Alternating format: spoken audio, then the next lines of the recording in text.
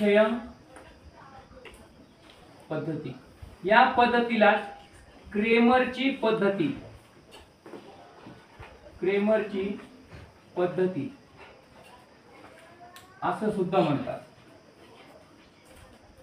जिथं पद्धतीनं आलं तिथं चालू ठेवायचं असतं. लक्षात राहू द्या बरं का.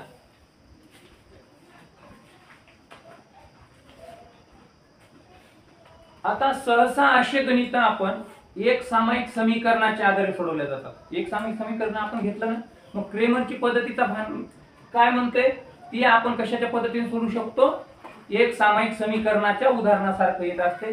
मग जसं आपण आता बघितलंय की जेव्हा निश्चयन काढायचा असतो तेव्हा आपण AD - BCA हे सूत्र बदलणार नाही, सूत्र तसंच राहणार.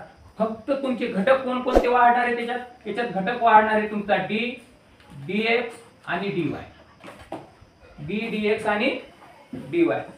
पण हे सर्व घटक आपल्याला या सूत्रानुसारच काढायचे. सगळ्यात अगोदर d मिळवायचा, मग dx मिळवायचा आणि नंतर dy मिळवायचा. करेक्ट. मग काय करायचं आपल्याला त्याच्यासाठी बघू. उदाहरण, क्रेमरच्या पद्धतीने खालील एक सामायिक समीकरण सोडवा. क्रेमरच्या पद्धतीने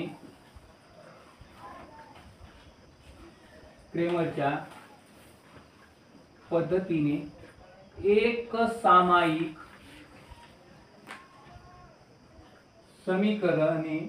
समीकरणे सोडवा. कोणतं दिलंय? 5x अधिक 3y बरोबर 11. 5x अधिक 3y बरोबर -11. अर्धविराम 2x प्लस 4y बरोबर -10.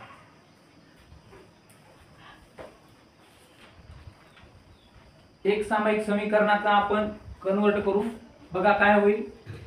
5x प्लस 3y बरोबर -11 याला नंबर 1 आणि 2x प्लस 4y बरोबर -10 हा झाला आपला नंबर 2.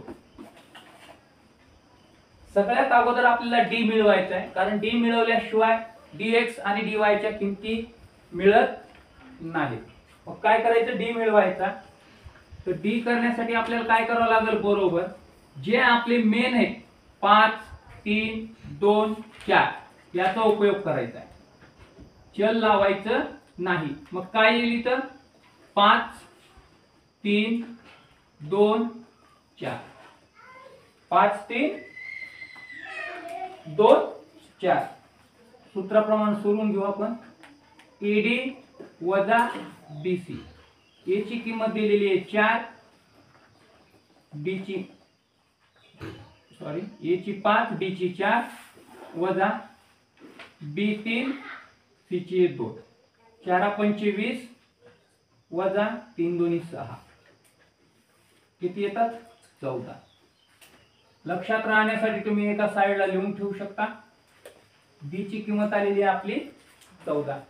इथे एक प्रश्न आणखी आहे. जर D ची किंमत वजा मध्ये आली तर dx आणि dy याच्या सुद्धा किमती कशामध्ये यायला पाहिजेत? वजा मध्ये यायला पाहिजेत. कारण आपण पाहिले की छेद कधीच ऋण नसतो. असल्यास दोन्हीही संख्या छेद आणि अंश आपल्याला काय पाहिजेत? ऋण पाहिजे. d ची किंमत आपल्याला इथे मिळाली. काय करता येईल? लिहा.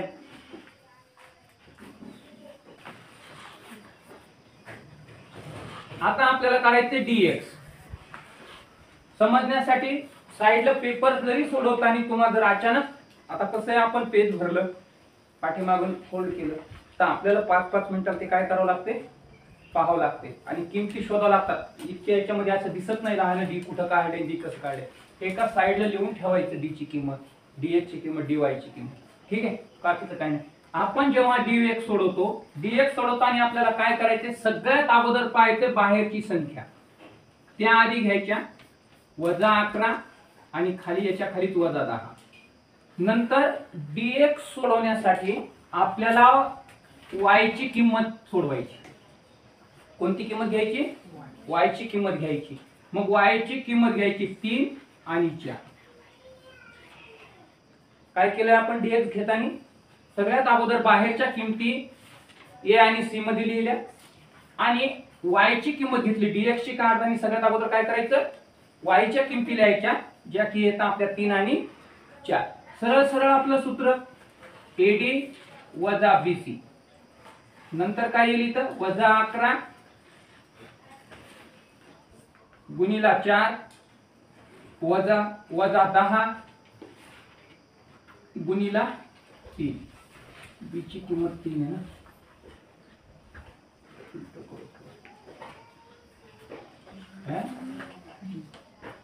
होते कन्फ्यूज. काय येईल सांगा? आता जर आपण केलं 11च्या 44. कोणते 44? वजा 44. इथं वजा टाकून देऊ आणि इथं करू. हा वजा 10 3 30. त्याच पद्धतीनं इथं आलं वजा 44 मायनस मायनस प्लस 30. सरळ सरळ काय येते? मायनस प्लस मायनस 44 मधून 30 गेले 14 राहिले. पण कोणते 14? वजा 14. म्हणजे dx ची किंमत आलेली आहे आपली वजा 14. dx ची किंमत काय आली? वजा 14. आता लक्षात घे मी काय म्हणलं होतं, जर फक्त d ची किंमत जर वजा आली तर दोन्ही किमती वजा यायला पाहिजे. कारण छेद आहे. d म्हणजे नेमका काय आहे? छेद आहे. छेदाशिवाय दुसरं काय होत नाही. छेद जर वजा आला तर वरची संख्या वजा पाहिजे. आपल्याला अंश वजा असं तर काही फरक पडत नाही. इथं आलेला आहे म्हणजे त्याचं सूत्र कोणतं आहे परत एकदा सोडवण्याचं तुम्हाला. हे तर आपलं एक आहे. दुसरं सूत्र आहे x बरोबर dx छेद d आणि y बरोबर dy छेद d. या उकली मिळवण्यासाठीचे सूत्र आहे. म्हणजे आपलं बघा आता d कुठं आलंय? आपलं छेदामध्ये आलंय आणि छेद कधीच वजा नसतो. असल्यास काय पाहिजे? जसं की उदाहरण सांगतो मी. इथं आलेले आहे आपला 14 आणि वरचं आलेलं आहे वरीचं वजा 14. आपल्याला हे वजा असलं तरी चालते, खालचं वजा पाहिजे नाही. असल्यास दोन्हीही वजा पाहिजे. असल्यास काय पाहिजे? दोन्हीही वजा पाहिजे. आता हे सूत्र आहे हे परत लिहून देईन मी तुम्हाला नंतर शेवटी. आता है ना, लिहा. आता आपण काढूया dy ची किंमत. मग dy च्या किमतीसाठी आपल्याला काय करायचं? सगळ्यात अगोदर x ची किंमत लिहायची. कोणती लिहायची? x. x ला काय काय दिलेलं आहे? 5 आणि 2. आणि आता बाहेरची किंमत लिहायची वजा 11 वजा 10. Same process. सूत्र काय? AD minus BC. ए किती दिले? 5 गुणिला D किती आहे? वजा 10. इकडे करा वजा. B किती दिले? वजा 11 गुणिला C किती दिले? 2. काय होईल? काय होईल? अरे सांगा काय होईल? 5 10 5 10 50. परत मायनस जशा तसं घेऊ. 11 दुने 22. Same minus 50 minus minus minus minus plus 22. काय होईल? किती राहिले? 5. 10 मधून 2 गेले 8 राहिले आणि 4तून 2 गेले 2 राहिले. मोठ्या संख्येचं चिन्ह मायनस 28. मग आपली dy ची किंमत किती आलेली आहे? मायनस 28. किती आली रे? मायनस 28 आलेली आहे. सगळ्यात महत्वाचं म्हणजे आपल्याला एकच आहे, मायनस प्लस प्लस मायनस कुठं करायचे, काय करायचे. आता एक परत लिहायची गरज नव्हती. मी इथं डायरेक्ट केलेलं असतं. 11 दुनी 22 मायनस मायनस प्लस. पण इकडं पण मायनस आहे. कधी कधी इकडची संख्या मायनस मध्ये येते, इकडे प्लस मध्ये आली तर याचं सुद्धा आपल्याला बेरीज करावं लागते कधी कधी.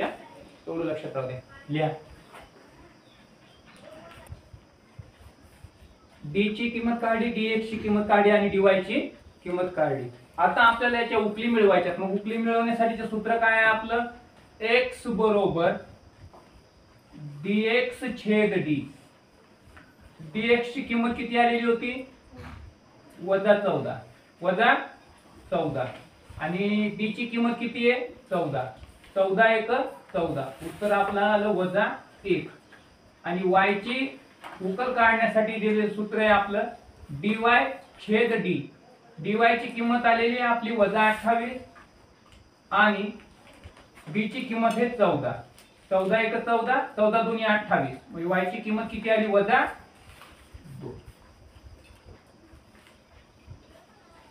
काय आलेली आहे -2. मग आपण जर पाहिलं तर काय येईल समीकरणाच्या उकली जे काय उकली आपल्या x, y उकली आलेली आहेत आपली -1, -2 ह्या समीकरणाच्या उकली आहेत. याच्या समोर नाव लिहून घ्या. या समीकरणाच्या उकली आहेत लिहा.